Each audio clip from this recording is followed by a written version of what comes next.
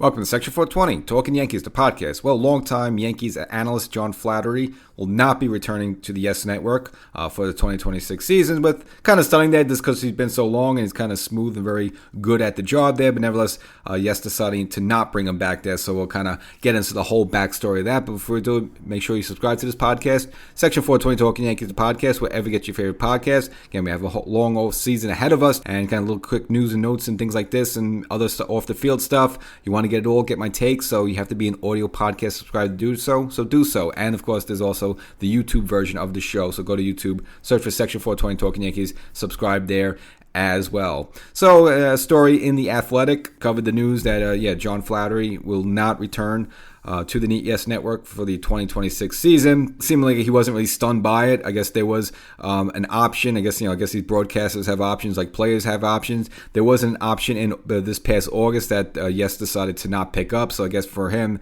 the writing was kind of on the wall there. Now technically, once they decided not to pick up the option, kind of like a player, they could have just let that rot and then re-signed a new deal. They decided not to, though. So after 20 years, he will not be broadcasting on the YES Network. And it seemed like, I guess the backstory of the whole thing is that I guess they want to get a little bit more cohesion in the booth. It is kind of annoying a little bit.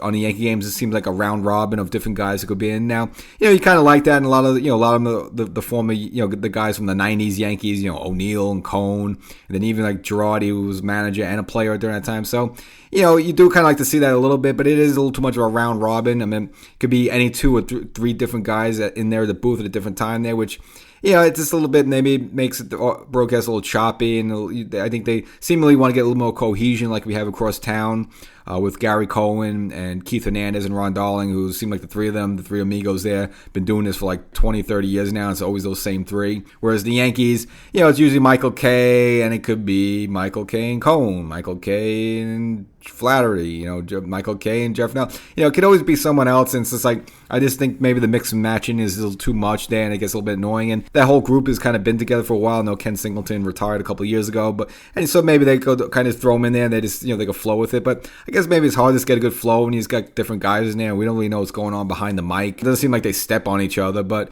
again, maybe it's just a little better to have a little bit more cohesion there, and there's too many people in the hat, as they say.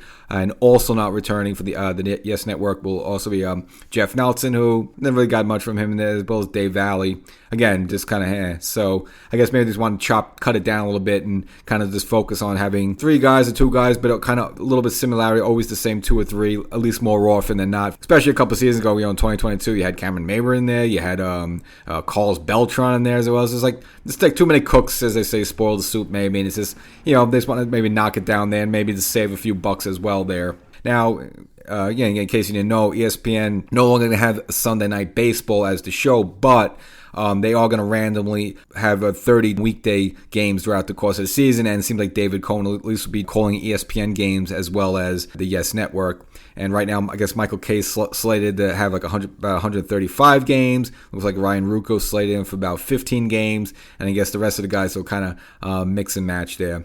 I like Flaherty. It's just kind of weird because, he only been with the Yankees when he was a player for like 2 or 3 seasons, so you don't think of him as a Yankee as like a Paul O'Neill type there. But again, very sharp, and I think as a catcher, same with Girardi. They're usually the field general, so always did a very good job just analyzing the game. Always like play-by-play, his calling and his analysis, and some of the stories he would tell there. But I guess unfortunately he's got to make decisions like that. So we'll see where he ends up. And he used to play for the Tigers. He used to play for San Diego Padres. So he's bounced around a little bit. So, we'll see if maybe he'll get a job somewhere else. I'm sure, I don't think he'll be unemployed too long. So I'm sure he'll get something in baseball at some capacity.